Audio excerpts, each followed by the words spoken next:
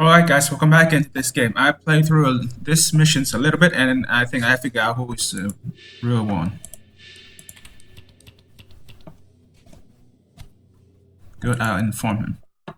Let's skip the part of me reading this thing. Let's just bring them in.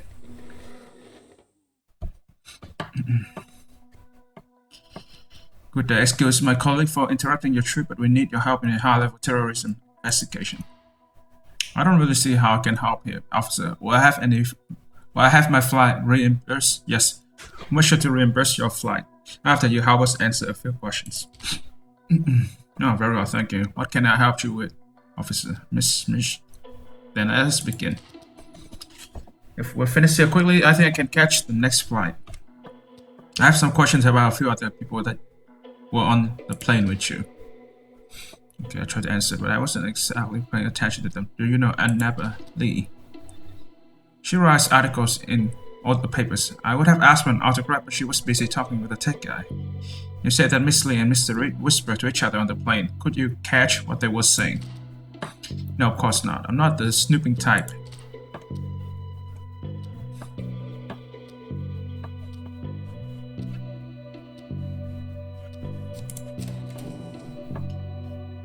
Good day, excuse my colleague for interrupting your trip. We need your help in a high-level terrorism investigation. Of course, officers. You shall have my full cooperation. However, first of all, I would like to know the charge that are being brought upon me. Currently, you're suspected of leading terrorist organizations, the Liberation Front. I understand. That is a very strong accusation, officer. One I doubt you can back up. Very well, Miss Lee. Let us start. As you say, officers. I have some questions about your conference in Phnom Penh. You were to speak at a conference during this trip? Yes, that's why I was going there. Your participation at the conference was only recently announced and barely advertised. Care to explain? Officers, I'm not in charge of the media communication divisions of the conference I attend. Are you in charge of the PR of your department? As a matter of fact, I write my own press release, whole interviews. Well, officers, in that case, I must say I am impressed. I have seen many PR professionals being much less capable of presenting their atrocities in a positive light. I'm sure you're invited to numerous conferences. Why go to this one so far away from your home? I do not expect you to understand, but it is important for a scholar to collaborate with peers from a variety of backgrounds. What did you plan to speak about at the conference? The title of my talk was Art and Discourse, the Unseen Covalence. How long will this conference last? It was scheduled to last for 3 days. Have you been to Phnom Penh before? No, I have not. I'm certain you already know that, so I don't understand why you're wasting my time. How do you acquire the tickets for this trip? I employ a travel agency, as one does. Let's discuss your background as an activist for a second. For all activist officers, whether we realize it or not, why did you decide to dedicate your life to academia? Only Hollywood thinks that the path humans end up walking in life is decided in a tension-filled, memorable moment. I slowly grew into this lifestyle bit by bit, just like the rest of us. How do you make money as a professor? Officer, you do realize I have tenures at a number of universities, or is the concept of higher education that hard for you to grasp? So you teach in many places and they pay you this much? I should consider a career change. I'm sure your contribution to humanity's knowledge pool will be crucial. I have recently read one of your most prolific works, The Sociologist. Care to discuss this? Sure, what conclusions did you draw from it? That you have a keen understanding of group mentality, ideological development is spread. As someone in your position is capable of spreading front-friendly message of broad globalizing the movement. And I suggest reading it again, officers, perhaps more thoroughly this time. It's an hypocritical but self-proclaimed Marxist to fly first class. Yeah, I don't think that's relevant to the case. So, Miss Lee, other than your career, what else do you dedicate your time to? I see, officer. Now we're talking hobbies. Well, given the relaxed nature of this conversation, may I ask for a cup of coffee? V60, please. I must confess coffee is a small passion of mine, so it would only be fitting. I do wonder, Miss Lee, how does one with your background end up becoming the leader of a terrorist organization? I don't even know, officer, given how convinced you seem, this you must have tried very hard to take a guess.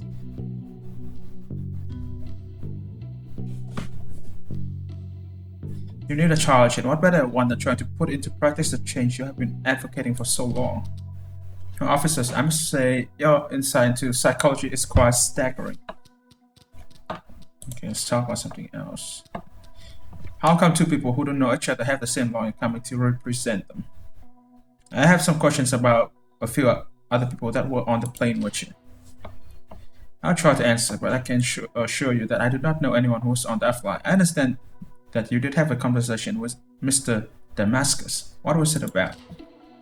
I believe there was some confusion about our seat arrangement, that is all. Do you know Damascus Reed? The name does ring a bell, but I can't say I know who he is. Valerie Annette? No, I don't. No, I have never heard this man. Let's talk about the Liberation Front. What is your opinion of the Liberation Front? I believe it is an organization that any humanist scholar should study. Do you agree with the means? Moral judgment can only be made comparatively. Violence is appealing yet historically effective. What do you believe? It's true. What we consider immoral now was normal 100 years ago. It's all a matter of context. I think I will choose this one. Yet, you prove willing to abuse your positions using necessity as justification. Hypocrisy is a weak defense. Do you agree with the motives? Their motives are unoriginal, but that does not mean they're not valid. Oppression deserves opposition. Wouldn't you agree? Their frustration are understandable, yet many of their members are misguided. I'm sure that is what they said about the French revolutionaries at the time, yet they changed our world forever. I want to explain what's really at stake. I'm intrigued by your perspective, officers. All this going on around us, happening right here, is all about truth, I guess. Of course, but we'll see who gets to write the truth. How come two people who don't know each other have the same lawyer coming to represent them? It's simple, I hired him. The lawyer's name is Abraham Jamil. What do you know about him? Many small things, but what is important is that he has already proven capable of stopping the law from being used as a weapon against the people. What achievement of Mr. Jamil convinced you to work with him? He is a principled man who argues with strong conviction. He has worked with many activist groups and political parties. What is the rate? In what field of law does Mr. Jamil specialize in? He's a litigation lawyer with decades of experience, a true professional who I'm sure you'll get along with spectacularly. Yeah, let's not ask about the money. Why has this lawyer been contacted to represent all the suspects in this investigation? I think you already know that I believe it is important when one has means to try to stop abuse against whomever when it happens. Lawyers use legal loopholes to keep rapists and murderers away from trial, so you understand my suspicions. Only rich rapists and murderers, officers, sadly, were all forced to seek protection for our rights.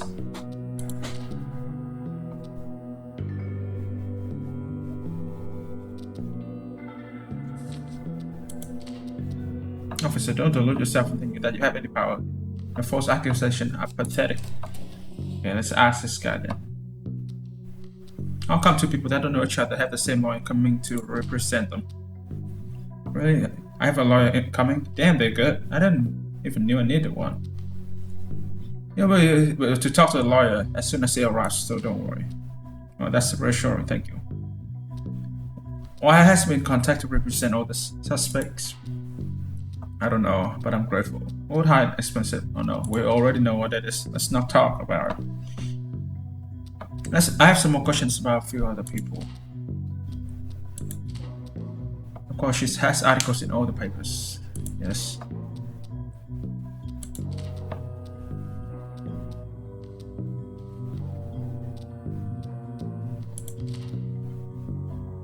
A lot of things. I don't even know where to start. I had the whole thing planned out day by day for the whole week.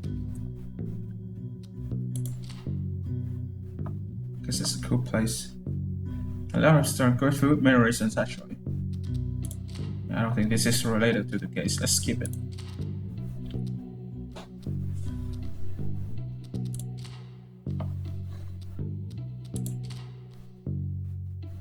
Board game, swimming, riding. I haven't tried surfing once. That was very cool.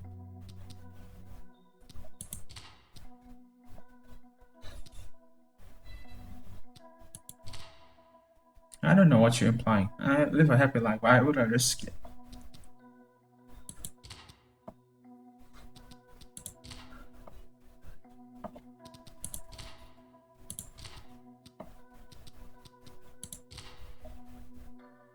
I have this acquaintance saying that they're fighting for change and we're all cowards for not joining. It's my fiancée. She's been reading their posts and please leave her alone. She's harmless. Tell me about your fiancée's involvement with the Liberation Front. She just reads their things. From what I know, she has never had any real involvement with the Liberation Front. Do you agree with the means? I just want to feel safe walking the streets again, that's all. I will hope you catch them all. Do you agree with their motives? Their motives are irrelevant, nothing excuses harming others.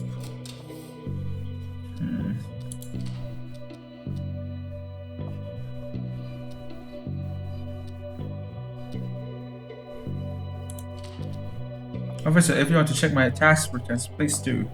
You may find it amazing how much people can do with their income when they see beyond the lies of consumerism. Okay, blah blah blah.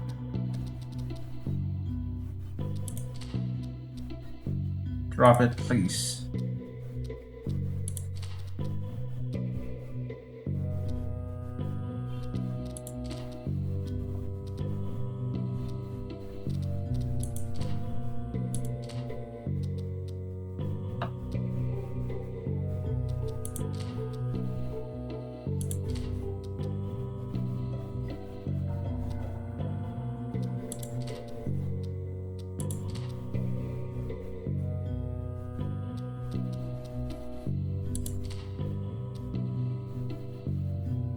I was not aware of any lawyer.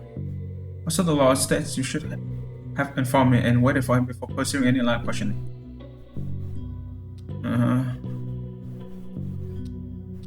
I was just made aware and I am informing you right now. Oh, thank you kindly. Yes, do that. You just lied to me. You said you did not know this guy, and in one other sentence, you said you hired him. Why did you lie to me about the lawyer? You may not be the only one probing others' personality here, officers. No, Miss Lee, you just knew that keeping an expensive lawyer on hold may look self-incriminating in front of a jury. I guess we'll just have to see about that.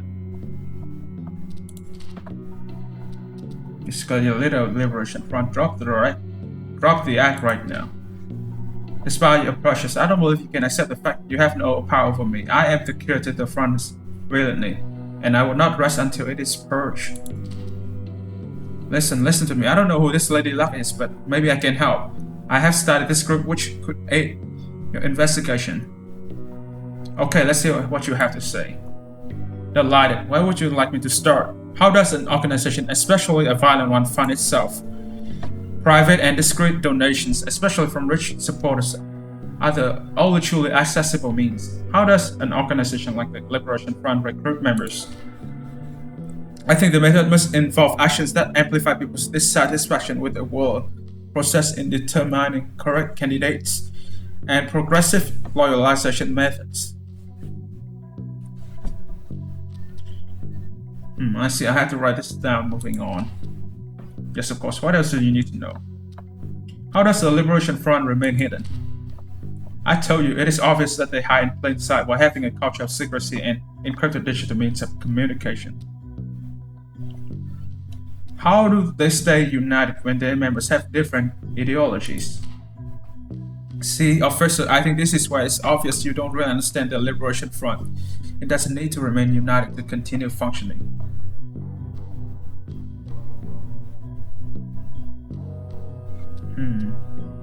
It must make sure any public statement it sends out is accepted by all of its members.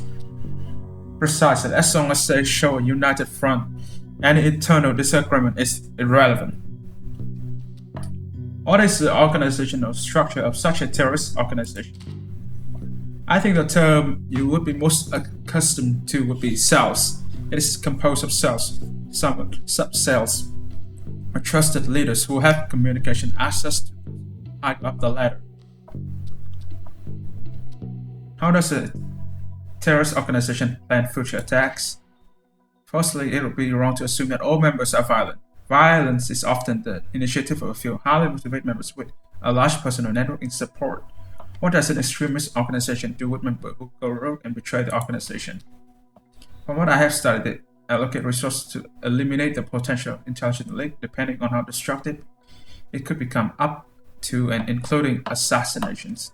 How's an organization like the Liberation Front led? Well, given how complex it appears to me, I think it's quite clear that it must be led by a small, tight group of highly skilled individuals with complementary backgrounds. How many leaders would be ideal for such an organization? It is hard to say, but my estimate is 3. Uneven to break ties, large enough to cover a wide range of expertise, while still small enough to maintain a united front. Would leaders have any hierarchical structure between them? I think that would be a fatal mistake for them. It would ruin the very benefits of having as the leadership of a small tight group. What would happen if only a part of the leaders would leave?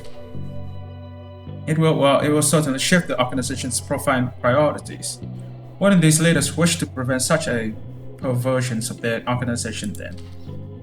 I guess they would, yes. It would go against their core beliefs, the very thing they're fighting for. How would such leaders split their responsibilities? I don't think it's in the best interest of the organization for the leaders to have very strict responsibilities. They should just focus their efforts on their particular areas of expertise.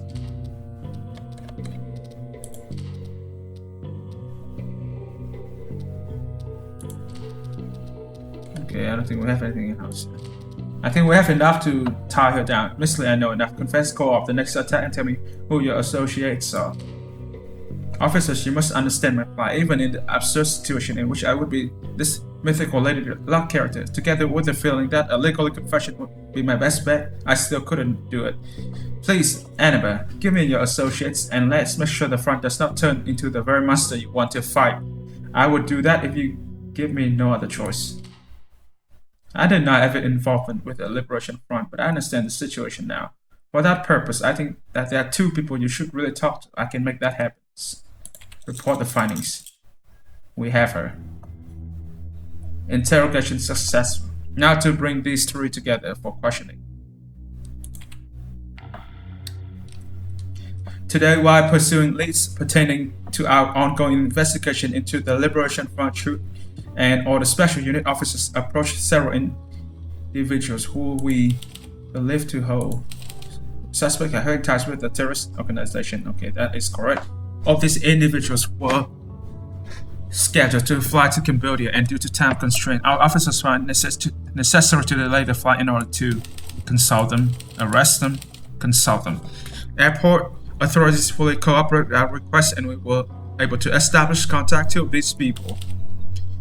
Agreed to come in for questioning, and their input was very valuable. At this point, no officer charge have yet been made against any of these individuals, but we continue to investigate the situation. Apprehended. Agree to come in for questioning. That's about it.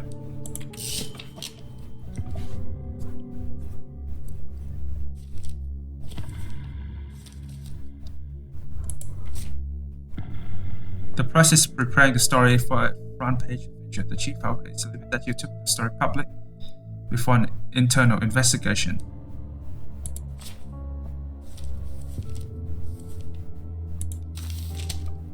Liberation Front nears critical mass. Yay. The Liberation Front destiny lies in the hands of its kings against kings, and with it, the world. The tape that makes the world work. Who's the mountain man? You owe me money, blah blah blah. The tape that makes the world work. By Annabelle Lee. Holy shit.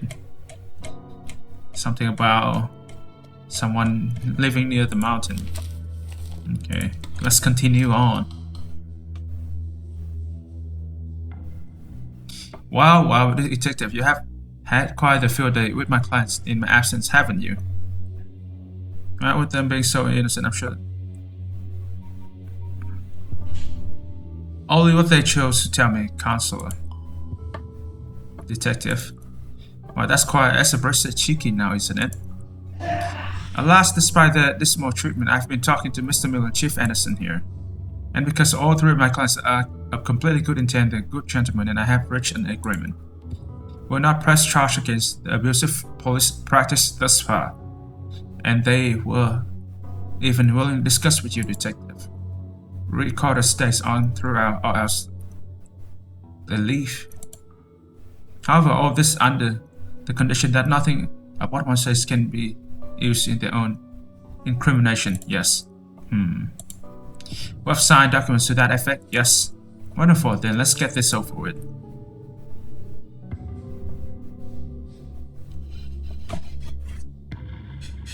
I can't believe you fools signed something like that. Well, and your fucking Liberation Front, why would you sign something like that?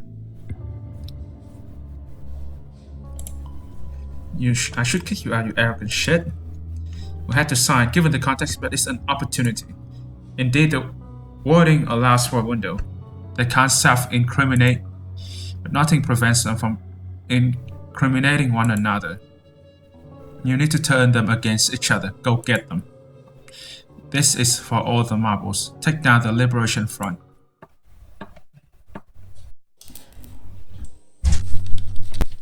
I'm going to read the incident narrative and then I will stop recording. Although the information obtained has allowed us to track down what we assume to be the Liberation Front leadership, they have carefully covered any trace that might point to them. Our evidence so far against them is unlikely to hold in any court of law. What's more, because of the rushed manner of our investigation, necessitated by the circumstance, the department has signed a deal with the suspects, jointly represented by Abraham Shamil, in which none of them will press charge for our judicious interrogations. In exchange, they have agreed to one last questioning round, with the caveat that regardless of the content of this questioning, it may not be used as self-incriminatory evidence. The deal also stipulates that the questioning must be recorded at all times. The only option at this point is to have the suspect turn on one another. If these people are who we think they are, they have probably prepared themselves for such a scenario. Annabelle Lee is a reputed sociology and anthropology professor, regularly holding and attending lectures internationally. She has published numerous studies and has received honorary distinctions for her work analyzing the societal behavior in failed states. She is scheduled to be key speaker at a scientific conference in Phnom Penh. Her international presence will allow her to coordinate fund actions abroad, and her connection in academia could be the fuel behind the ideological engine of the front. Damascus Reed is a well-known entrepreneur of philanthropist. Okay, we have already read this before. And finally, this guy, James Bennett, does not register in almost any database we have access to. He does not have a driver's license, does not register as a property owner, has no medical insurance, is married and has 2 teenage boys. The only data we have on him is from his service in the army, but most of his files are confidential. We could only learn that he had enrolled in the infantry in his youth. We only know that he quickly rose through the ranks before applying and being granted early retirement at the rank of colonel. After that, Bennett mostly drops off the radar.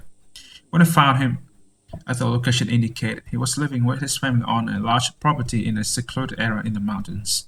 His isolation and military training certainly qualifies him as a suspect for Liberation Front leadership, although his motives currently remain unknown.